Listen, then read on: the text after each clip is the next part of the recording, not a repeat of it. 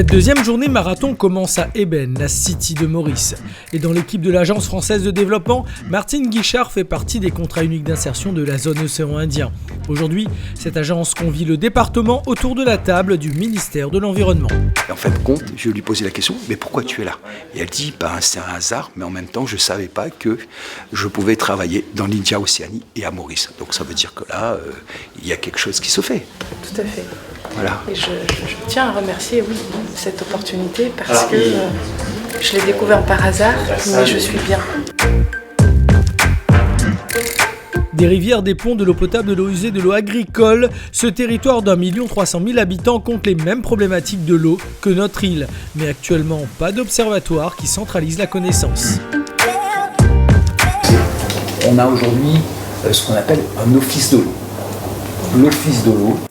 Voilà la plus-value du département, des années d'expertise de cette institution. De quoi impulser de nouvelles relations. Dans le contexte du changement climatique, il y a beaucoup de problématiques dans le secteur eau. Et ça concerne en termes de quantité et qualité. Et nous apprenons que La Réunion a beaucoup d'expérience. Et nous avons une expérience dans le secteur de l'énergie que nous avons travaillé en étroite collaboration avec La Réunion. On voudra répéter ça dans l'eau.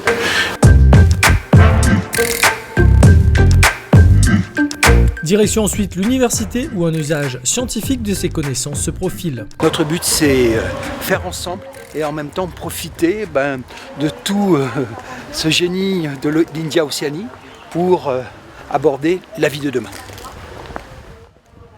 Qui va agir comme un groupe de réflexion et il y a de l'expertise dans la région et pour avoir une communauté de recherche et pour pouvoir partager, c'est l'esprit de partage et aussi de pouvoir bénéficier des échanges de connaissances dans la région.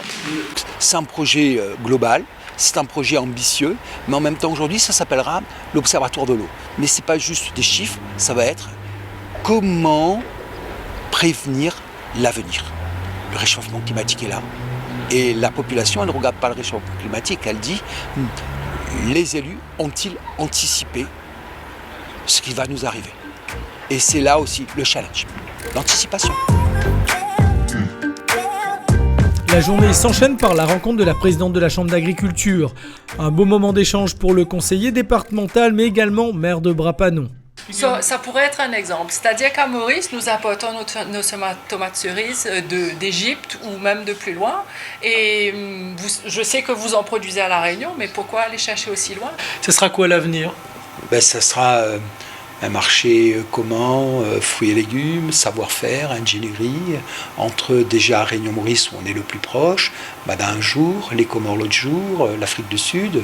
C'est un marché qui est aujourd'hui commun India-Océanie qui est en route pour nos populations. La proximité avec Maurice oblige aujourd'hui à travailler en commun. Une économie sud-sud que cette coopération souhaite faciliter.